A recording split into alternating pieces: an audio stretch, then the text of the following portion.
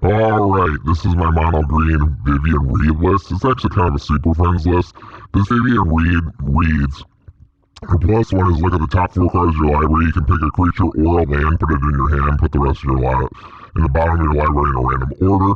Her minus three is broken wings. It pops target artifact, enchantment, or creature with flying. And her minus eight is you gain an emblem where creatures you control get 2 attack, 2 defense, vigilance, trample, and indestructible. This card's sweet, because her all pretty much wins you the game. Like I said, this is a Super Friends list, because Doubling Season came out, so we decided to play it. And that's like one of my favorite cards of all time, Viven Reid, old school Viven Reid. She's a very fair and modest magic card. So, because she really honestly is. This list is actually quite powerful, because it is green. So here we go. Now, Blizzard Brawl. Choose target creature you control and target creature you don't control. If you control 3 or more snow permanents, that creature gains 1 attack and gains indestructible, and then until end of turn, and then those creatures fight each other. It gains that until end of turn. So this card's unfair. It's absurd. This is like probably one of the best removals in like the entirety of Magic. If you satisfy that condition, you're pushing a lot of damage their way by that extra 1 attack, and you got an indestructible guy coming in, swinging in. Trust me, it's a very good card once you satisfy that condition. Bushwhack's kind of the same. You can dig out a basic land, or you can cause 2 creatures to fight each other. Poet Collector is a 1/1. Whenever a creature with greater power than him enters play, he gets a 1/1 counter. Whenever a creature with greater power perishes, he gets a 1/1 counter, and then when he has 3 or more 1/1 counters, he has Trample. Prey Upon just causes 2 creatures to fight each other. Tail Swipe's the same way. Choose creature you control, don't control, they fight each other. It gets 1/1 until end of turn if you cast it during your, main phase or whatever. Thirsting Roots, you can search your library for a basic land card, put it into your hand, then shuffle, or you proliferate, which means you add counters. If you have counters on things, you can add another one of those counters. That includes yourself as a player, too, so. You line up the shop, this card's sweet. Either draws you a card, makes the card plummet, which plummet is pop target creature with flying, or it makes naturalize, which pops an artifact or enchantment. This card's pretty sweet. Honestly, it's so mobile. And then the last part, it can draw you a card for 1 mana. So, you line up the shot, it's really mobile. It's really different in this arena. So, Traxxas Fall is great. It pops target creature with flying, artifact, battle, or enchantment. This card just hits a lot of stuff. It is a sorcery, but it's 2 mana and it hits a lot of stuff, so it's really good.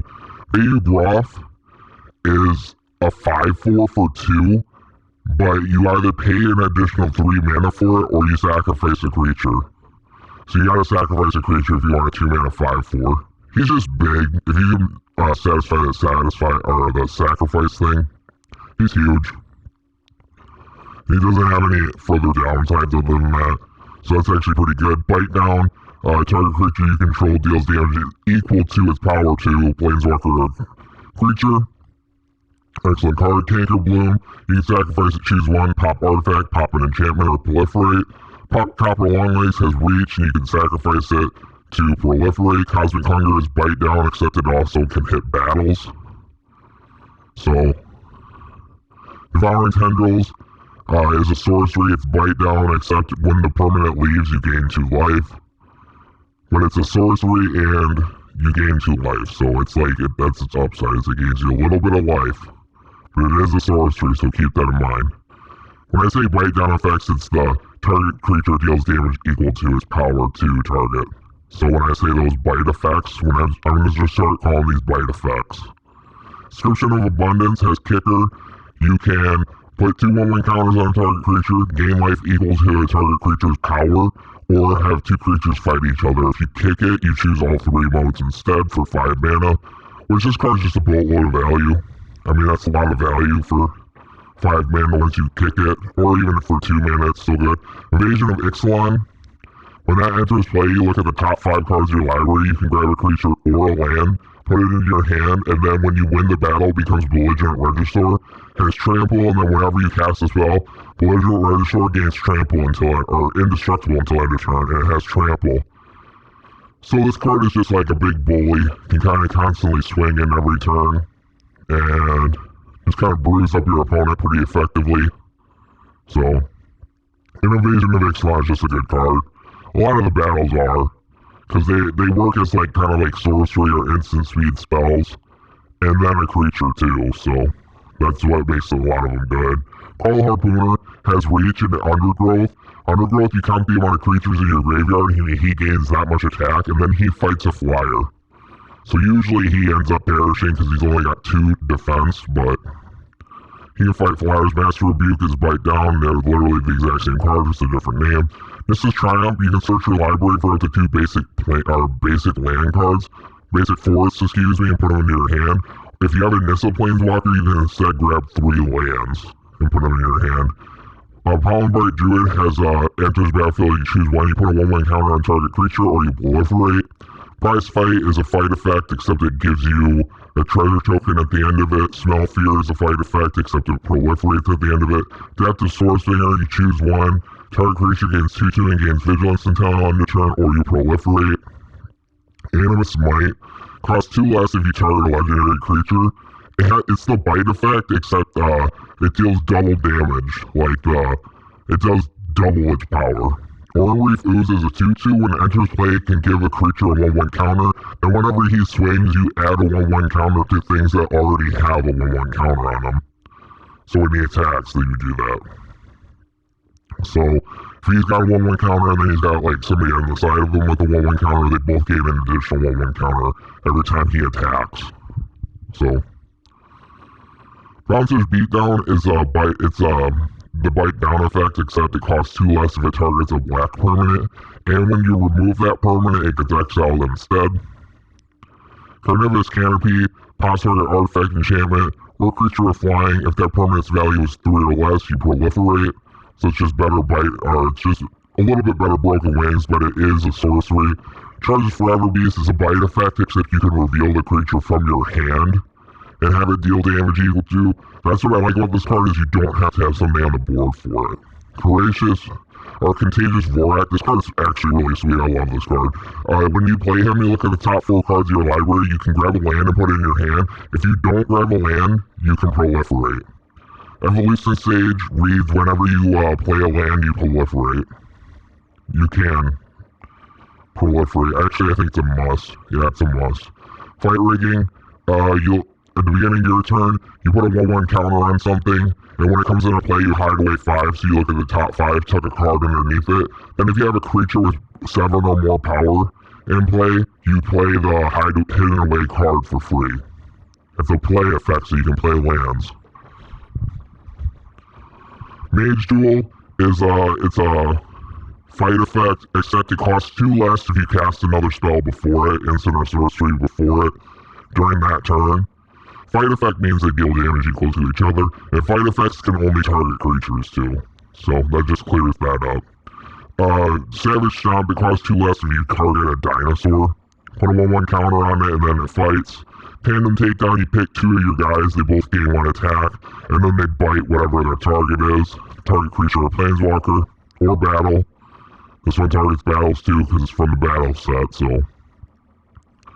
Again, helping you win battles is good. Tandem Takedown is good too, because it does include 2 creatures. It's a bit hard to cast at 2 green, but it's not too bad. Papyrator Stomper is 3 mana, it's 2 green and 1 white, or 1 colorless. It has Vigilance, and then when it enters play, you dig up a basic land and put it into play tapped, and shuffle your library, and it can't attack or block unless you have 7 lands. Bar Silver Moon Ranger has Reach Ward 1.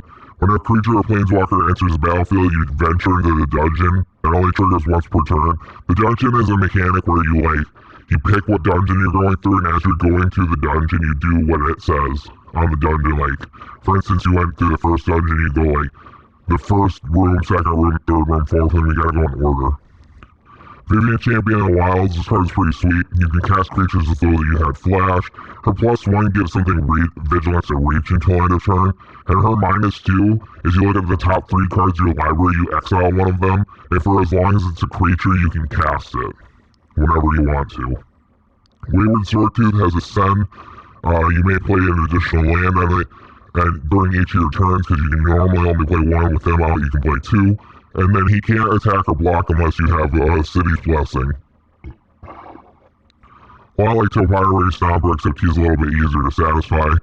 He doesn't have Vigilance, but I'd say this card's ultimately the better card, still. The thing with Topirate Stomper, though, is he digs out the land from your library, so you're guaranteed to ramp with them, so... They're both good in their own right, though.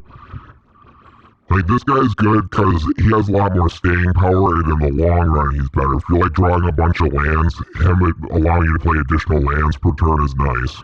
Ellie Tumberwick, her +1 is Venture into Dungeon. Her -2 is, like, you can grab a creature from, like, among the top 4 cards of your library, and then if it's a legendary, you gain, like, 3 life. And her -6 is all your creatures gain 2/2 at haste for each completed dungeon that you've done. So once you complete a dungeon with her, that's when you should ult. You have to complete a dungeon first, otherwise it doesn't do anything. She's just here because it's a Planeswalker. Bloomhawk, whenever he enters battlefield, he proliferates. He's just a 4/4. Hunter's Mark is the bite effect, except if it targets a blue, it can't be countered, and it costs 3 less if it targets a blue permanent. Questing Beast has Vigilance, Death Touch, Haste. Can't be blocked by power 2 or less, so the Bulldoze effect. And then whenever he deals damage to a player, he deals that much damage to a Planeswalker as well. So if he dealt 4 damage to a player, he deals 4 damage to a Planeswalker. This guy's good. He just helps you deal with extra Planeswalkers. He can kind of keep the Planeswalkers down low on the board. He has legendaries, so you can play him as a commander. He's a pretty good commander. Venomous Brutalizer has Toxic 3, and when he enters the battlefield, you may pay 2, 1 green and 1, and if you do, you proliferate. We play him because he's got Toxic, and he's a pretty solid 4/4. I mean, his Toxic 3, that's nothing to scoff at. Toxic 3 means whenever he deals damage to a player, he puts 3 poison counters on him, and when they have 10 poison counters, a player automatically loses. Viven Reid Ranger, her +1, you can distribute 1 or 2 1/1 counters amongst 1 or 2 creatures, and then they both gain trample, or one of them gains trample. Her -3 is a bite effect, and then her -5 is irrelevant because you can't use it in Brawl. Doubling Season, when it's down, whenever you put counters on stuff, you put twice as many instead. So but Doubling Season's general, so it's any sort of counters. If you put like twice as many Planeswalker or loyalty counters on a Planeswalker, well, that's what they're called, you put twice as many. So if you have Doubling Season down, typically you can play Doubling Season, and then when you play a Planeswalker, you can ult it right away. It's typically what that Doubling Season is for. That's why this is a monogreen Super Friends list.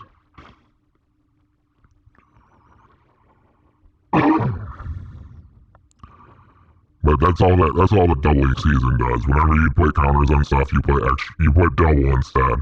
So even like 1/1 counters and stuff. This shakes people's hand at Walmart. Whenever you tap for a green source, you tap it for an additional green, or a forest, rather. Excuse me. Her +1 turns a forest or any land you have into a 3/3 with Vigilance, and it permanently stays a creature, so be careful of that. Her -8 is you can play every single forest from your deck and all your lands gain indestructible. You get an emblem that all your lands gain indestructible. It's an emblem, so even future lands in your hand gain indestructible. Viven Monster's Advocate, you can look at the top card of your library at any time. You can play creatures from the top of your library. Her +1 is you can make a 3/3 beast, and you can either give it a haste or a vigilance, trample, or reach counter. So it has one of those keywords. And then her -2 is whenever you play a creature with whatever mana value it is, you dig out a creature with lesser mana value from your deck and you play it for free. Ren 7, her +1 is you look at the top 4 cards of your library, put all lands into your hand and put the rest into your graveyard. Her 0 is you can play every single land in your hand for free. Her -3 makes a tree folk that's as big as the amount of lands that you have. And her -8 is you pick up your graveyard and basically place it into your hand. And then you get an emblem where you have no maximum hand size. Kogla Titanate, when he enters the battlefield, he fights a creature. And then whenever he swings, he can pop an artifact or enchantment, and you can pay 2, 1 and 1 green, and you can rescue a human. You can bounce the human back to your hand, and he gains indestructible. So you'll see this card in a lot of green lists. He's just good. Honestly, he's really, really good. He's one of the best green creatures that we've had in a while. Viven on the Hunt, this card's not really that good. Her +2 is you can sacrifice a creature, and then you tutor up a creature with a mana value one or greater, or 1+ greater, or the same or lower. So it basically swaps out creatures. Her +1 is mill 5 cards, and you put all creatures you find that way into your hand, and then she can make a 4/4. She's not really that great. Nissa Animated Animus, this is Craterhoof Nissa. Her +1 is she makes a Phyrexian Horror token equal to the number of loyalty counters she has, that's its stats. And then her -1 pops target artifact or enchantment. Her -7 is you count the amount of forest you have. All your creatures gain XX and trample, where X is the amount of forest you have, so that basically wins you the game in a lot of monogreen lists, because typically you're going to have at least 5 forests out, so everything's going to get 5/5 bigger. You got about 3 creatures up, that's probably going to win you the game in one swing. Definitely take out any player in Brawl. In Commander, you'll most likely just blow somebody up. Just get one person out of the game. So, this card's good. This card's insanely good. I would definitely consider her possibly as the commander in this list. Play her with Doubling Season out, make just big dumb tokens. Playwine Celebration, you choose 4, you can choose the modes more than once. Create a 2/2 citizen that's all colors. Return target permanent from your graveyard to your hand. Proliferate or gain 4 life. So remember, you choose 4 of those. Thorn Mammoth has trample, and then whenever he enters the battlefield or another creature enters the battlefield in your control, he can go fight other creatures that your opponent can control. Sailor Convergence. Creatures with flying can't attack you or planeswalkers you control, and at the end of your turn, during your end step, you make a 5/5 green worm creature token with no keywords. This card's just sweet. It shuts off flyers. It's cool, and it just keeps puking you out creatures, which is really nice. Great Henge, you've seen this in every single green list. Costs 1 less for it can cost less depending on the power of a creature. If you have a 6 attack creature out, it costs only 3 mana. Taps for 2 greens and you gain 2 life, and then whenever a non-token creature enters the battlefield under your control, you put a 1/1 counter on it and draw a card. The Tarask has haste and ward 10 as long as it was cast, and then whenever he attacks, he can fight a creature that a target player controls or an opponent controls. Ulamog that ceases hunger, when you cast him, you exile 2 target permanents, has indestructible, and then when he swings, you exile the top 20 cards of the defending player's library. Invasion of Ikoria is an X spell, so depending on what you put into X, you can grab a creature from your deck and place it onto the battlefield depending on what X is, and then it switches into Zathora Apex of Ikoria, has reach, and then each non-human creature you control, when it swings, it can deal its damage as though it weren't blocked, so that can win you the game on the spot. You swing with 40, 50 power worth of creatures, and then it's oh hey, those are all not blocked, so you just win. Voracious Hydra is a 0/1 with trample.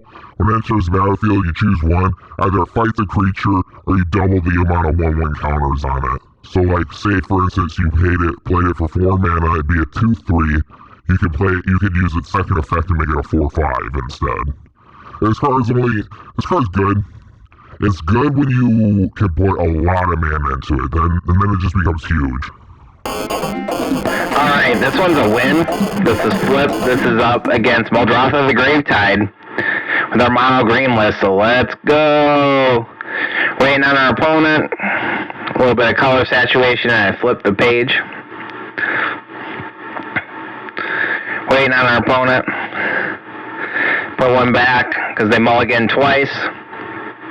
Remember, in Brawl, you get a free mulligan. Plays a land tapped. Make the Cookie Monster come out. Rawr. There you go.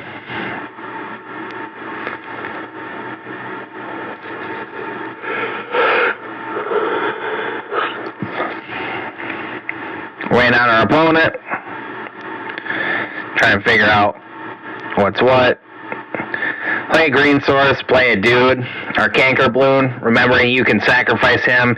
He can pop artifacts, enchantments, or he can proliferate. He's just a really good card. Canker Bloom is something you should be playing a lot more often because he has a 3/2 for 2. He's just that card's really, really good. Honestly. Okay, we got it's some sort of kicker card. I remember that now. It's like a Tarmogoyf effect where, yeah, Lurgoyf, you can kick it and then it mills cards for the amount of times you kicked it, and then it counts like card super types and it gains stats for each of them.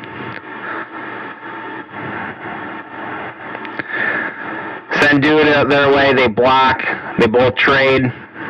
Or no, they actually lose that one. They don't want to take 3, because they can just recast them later anyways.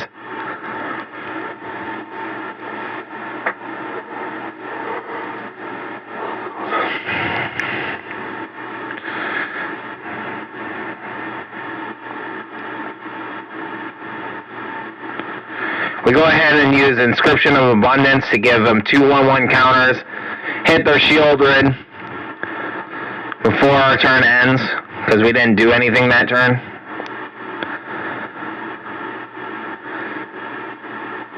Hit them for 9, give them 3 poison counters, say go.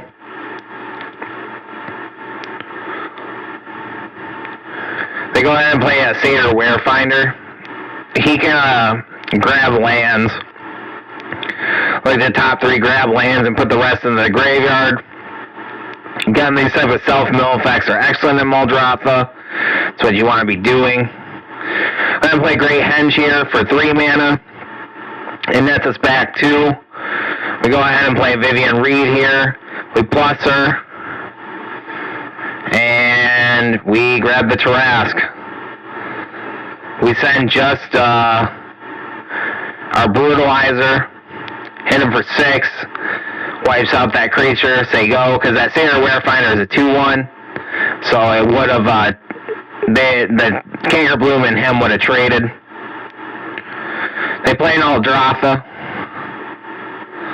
We play a land here. We could have played the Tarask, but we instead played our Tree Dude. Make a Tree Dude. Grab a land. Or attempt to grab a creature or a land. We go ahead and grab Questing Beast because we can slam him right away. Comes down, gets a counter on him, draws us a card. We end up with a land. Send both our 5/5 Questing Beast and our 6/6 Venomous Brutalizer their direction. They're really on the back foot here. That's what really kind of got them, is they're just been on the back foot the whole time. But down to 5 life. They opt not to block, so at least they can kind of do something with Muldrotha. They're thinking here, contemplating their life choices. So Muldrotha is a really cool commander, but she isn't a commander that's just going to like win you the game by herself. There's like a factor of like she's kind of just a 6/6 for 6, which is not really that exciting. So gotta always keep that in mind with her. They go ahead and charge at our Viven Reid. We just eat up their Muldrotha with our Tree Folk because Viven Reid's about the ultimate anyways.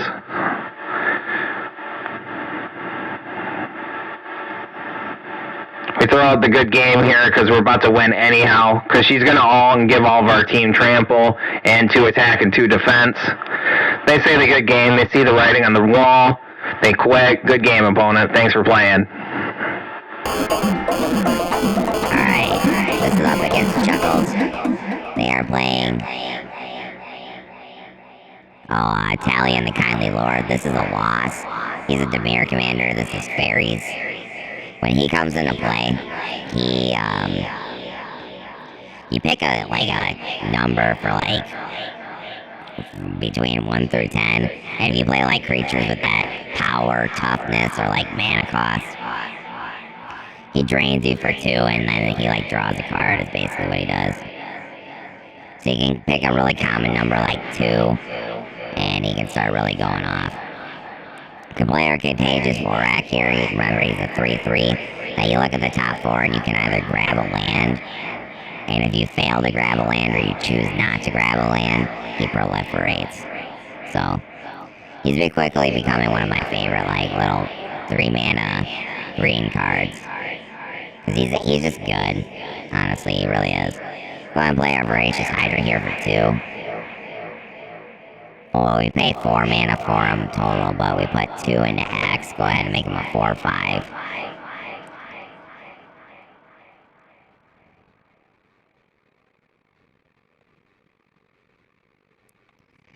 Yeah, our opponent plays a land.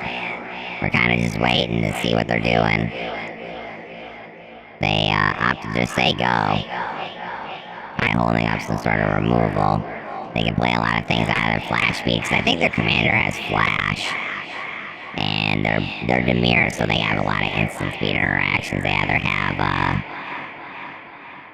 counter spells or removal spells at instant speed. We send our team their direction. Tail Swipe is an instant, so Tail Swipe's pretty nuts. They Murderous Rider, go ahead and stab Horse or Voracious Hydra. They lose 2 life off of that. And they Infernal Grasp our Varak. Go ahead and play our Adaptive Spore Singer. It's really unfortunate we proliferate, because her other effect would have given her 2 attack and 2 defensive vigilance till end of turn, but it doesn't matter. Because it's until end of turn, and then that was our main phase 2. Because you get 2 main phases, you get main phase 1, and then battle phase, and then main phase 2. We got Talion, the Kindling Lord. He doesn't have flash, but like I said, you pick a number between 1 through 10, and then whenever, like, those types of numbers come down, you do something. It's like drain 2, and then draw a card. Go ahead and play him here. I missed the number that they called. I think it says it on his thing. It says 2 there, so. Yeah, because here that we would have played that card. And that is 2 mana, so that would have triggered his ability. Chuckles Commander.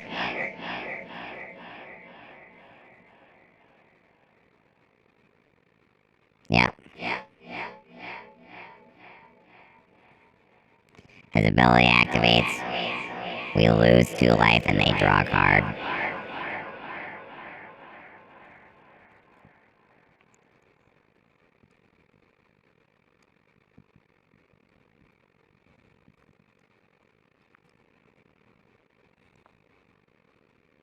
Haven't played Talion yet. I might play him sometime. I think I got one of them from the set. He seems pretty cool. Why am I trying him out? We go ahead and Mage Duel again, because we can. Trying to remove their commander before we develop any more threats, because he is a flyer. Because we have Doubling Season in hand. They Cyclonic Rift here. We have to go for Tail Swipe, because they're trying to bounce our dude. Go ahead and get rid of their commander. Burn out their Cyclonic Rift, which reads returns target permanent you don't own to your opponent's hand, as long as it's non-land. If you overload it, you can board wipe your opponent, returning everything besides their lands. They recast Talion here. I think they picked 2 again. Go ahead and play Viven Reid. She comes down successfully. We play her first because she can start making us do. She doesn't really need the Doubling Season, because she doesn't have an ult or nothing. She doesn't really need all the loyalty counters. It doesn't really matter with her.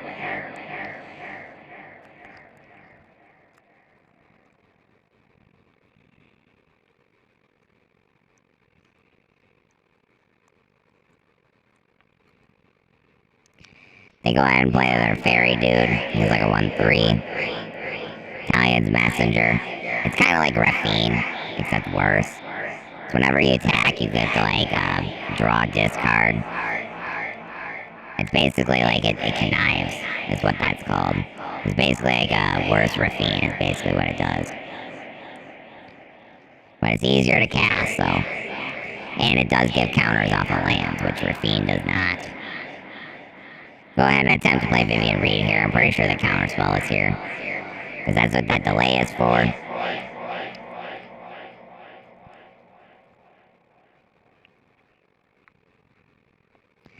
watch her away. So for 1 mana, they counterspell her. Go ahead and just make another dude. Another dude. Dude. Reach. Give him a reach counter so he can block flyers. They go. Because there's nothing else we can do. They're holding up priority. They have wizard class down. They can't level up it. They can only level that up as a sorcery. They kick Skyclave Relic here, getting their 1 untapped Skyclave Relic and 2 tapped Skyclave Relics. So, it's got indestructible, so it survives destroy effects. Because it's indestructible, it can be exiled. And it can be bounced, but it can't be destroyed. They go ahead and level up Wizard class, which reads, whenever you draw a card, you can put a 1/1 counter on target creature. Italian's Messenger activates. Does like the pseudo connive thing. It's better in some ways, worse than others. Because with Rafine, you can do like more than 1 creature can connive, or like you can connive more than 1 time. Because Italian's Messenger, you can only do it 1 time. So, go ahead and jam our commander because she has an opening. Go ahead and use our Broken Wings effect, get rid of their commander, because he is getting kind of big. Sends him to the graveyard. They have enough mana to recast him again anyways, but it's worth a shot. Say go. Wizard class puts a counter on them. 1/1 counter because they drew a card for their start of their turn. They're sitting here thinking. Go ahead and drop Portal to Phyrexia. It starts slowly bringing our end. Because that forces us, when it comes down, it forces us to sacrifice 3 creatures. And then they get to free cast, they get to reanimate creatures at the start of their turn from either graveyard. And they become Phyrexians in addition to their other types. That doesn't really matter, that only matters for like Phyrexian Tribal. Viven Reid gets hit hard, she's still alright though. Go ahead and play the Nissa. Like, we have the doubling season in hand, but we have to play the Nissa here for only 5 mana, so she only comes out with 3 loyalty counters. They counterspell here. Really setting us behind, because Portal Phyrexia is going to start accruing them value. We're thinking about it. We were thinking about conceding there, but we stick it out. We just keep going. Go ahead and use Vivian's +1. We go use the other Vivian's +1. Grab Evolution Sage, so we can proliferate. So we can get our main Vivian, our commander Vivian's. If we can get her ultimate off, we'd be in good shape because our guys get indestructible, so they can just block all day. We can start like building up an army and start like winning. So, Wizard class triggers, and they put a 1/1 counter on their guys since they drew a card. They are sitting here thinking, idling, thinking about doing something.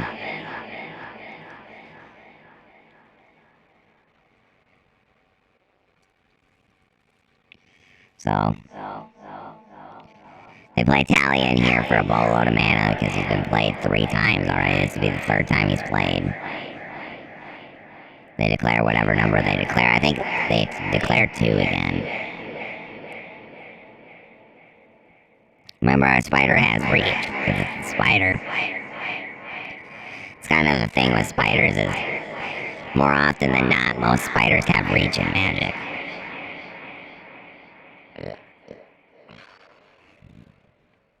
They go ahead and put their 1/1 counters on. Because a wizard class and Italian's Messenger again has like that pseudo connive effect. It's kind of like a worse Rafine. They're both good in their own ways. They're not. It's not. One is not strictly better than the other. Because he can give counters even based off of lands. Rafine can't do that with connive. Because connive doesn't give counters if you pitch lands.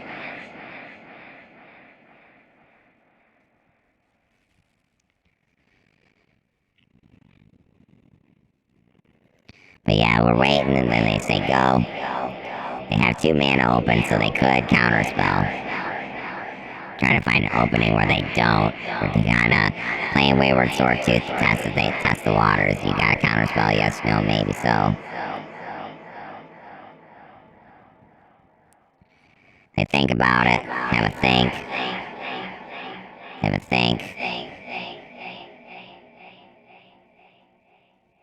Hypnotic Sprite counterspells it because it costs mana value 3 or less. Which is understandable. Go ahead and make another reach guy because we're just going to constantly keep making them. Because it kind of staves off their guy. We go ahead and get rid of Portal and Phyrexia here. It ends up getting rid of our commander because she runs out of loyalty.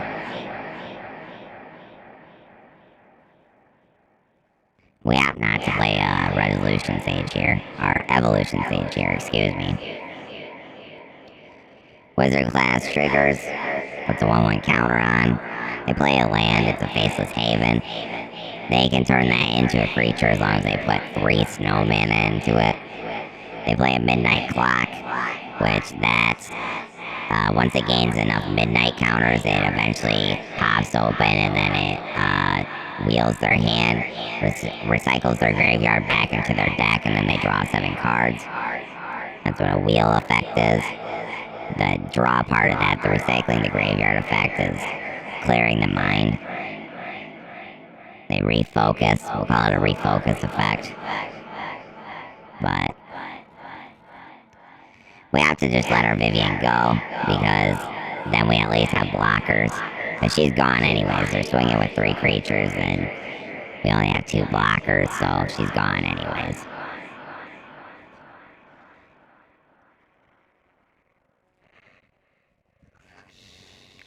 They play a Hypnotic Sprite as a flyer. It's a 2/1. Midnight Clock gets a counter on it. Can't play Sandworm Convergence because we don't have enough mana.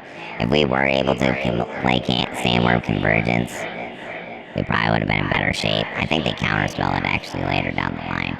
Because Sandworm Convergence stops flyers from attacking us entirely, so.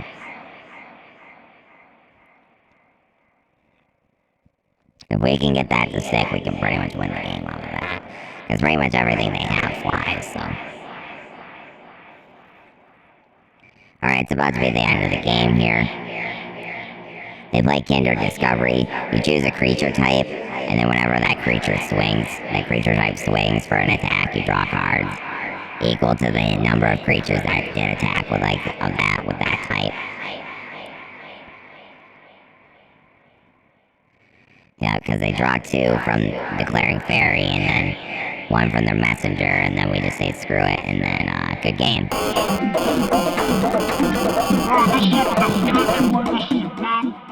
Up against Admiral Beckett Brass. This is a pirate commander. I think it's the old one. I can't see it too clearly. I'll tell you if it's the old one. Anyways, if it's the old one, if you connect with 3 pirates, you can steal permanents from your opponent that are non-lands. Yeah, it's the old one. Other pirates you control get 1/1, and then when you connect whoever you attack with 3 pirates, you can swipe permanents, non-land permanents. We go ahead and play Wayward Sword Tooth here because we can play 2 lands because of his effect allowing us to play extra lands. Go ahead and get rid of the Direfleet Captain. It's 1/1 for each other attacking pirate. We go ahead and fight both our pirates to the graves. Because we had 2 fight spells. Our second Blizzard Brawl, first was Tail Swipe. We go ahead and play Deadeye Navigator. Has Death Touch. That's pretty sweet. Thank you. Yeah, deal combat damage to player if you have a City's Blessing, draw a card. Has Death Touch and Ascend. That's pretty sweet. They're playing a lot of old pirates in their first Ixalan set.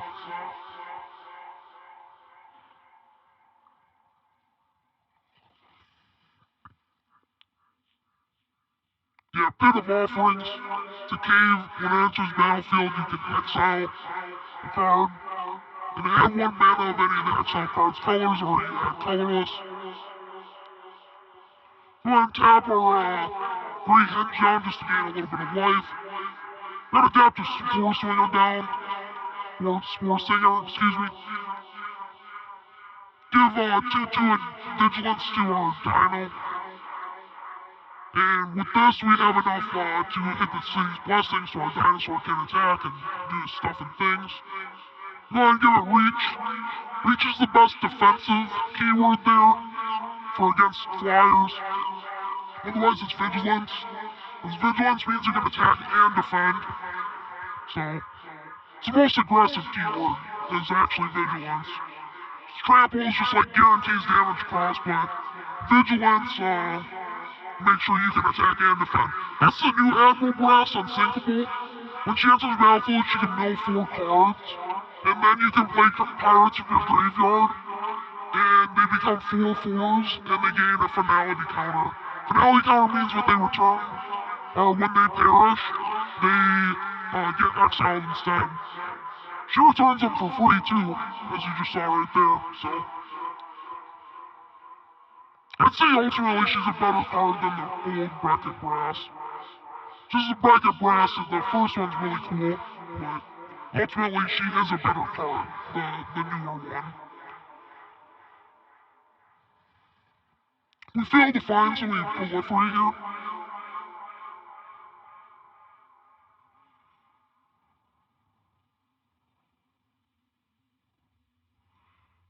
And then we go ahead and make a 3/3 with Reach.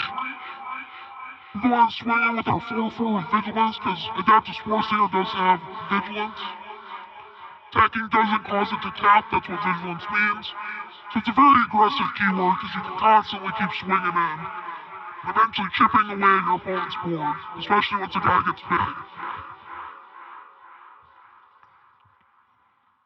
Magmatic Galleon comes into play, deals 5 damage to target creature an opponent controls. And it gives like treasure tokens when you deal excess combat, or you deal excess damage, even if it's a burn spell, which is a spell that does damage, or even not combat. Any sort of time you deal excess damage, you get a treasure token. It only triggers once, like per turn though, so it could be good, but it's really like fair. There's a lot of treasure tokens, something they've been making it for the past while is pretty nuts. We got the pirate back that gets 1/1 whenever other pirates attack. We're looking like we're on the back foot here, but we should be alright. We go ahead for a plane-wide celebration. Play the citizen, proliferate, proliferate. We do that 3 times, 3 proliferations make a citizen. We almost whiffed there. I'm not giving our guys counters. Then we ult Viven, making our guys indestructible, trample, 2 attack, 2 defense, and vigilance. Give them Reach here. Smell Fear. Get rid of their good Bracket Brass, the one that keeps bringing cards back. That card's actually pretty good. Admiral Brass Unsinkable. Then you have to use Pirates. Pirates are a pretty decent creature type there. Relatively fair though. We go ahead and not give their guys counters, not that it would matter. We'd add the finality counters. Which once you have one, it doesn't matter if you have another one. They're a counter type that you can have 1 or 100, it wouldn't matter. They play the old Bracket Brass because they do have enough guys to kind of swing in and maybe steal something from us. That's a non-land, so we gotta be careful. Magmatic Galleons, cruise it. Crew means you tap a creature with so much power, or creatures, it can be multiple, and then it turns the artifact into a vehicle. But the problem with the Galleon is it's not a pirate. You'll see that here. Because they do connect to 3 creatures, but they have to be 3 pirates to steal something. Yeah, because the Galleon is not a pirate, so it doesn't matter. which kind of sucks, honestly, for them. And go ahead and plus here. Towards the end of the game, I think they just quit here. Go ahead and make a dude, yeah, they just quit, so good game, opponent, well played. We got the plugs on the slow-moving Vomit Dog. And Vomit Dog says, thanks for watching. You have a wonderful day. Maybe consider looking at the plugs.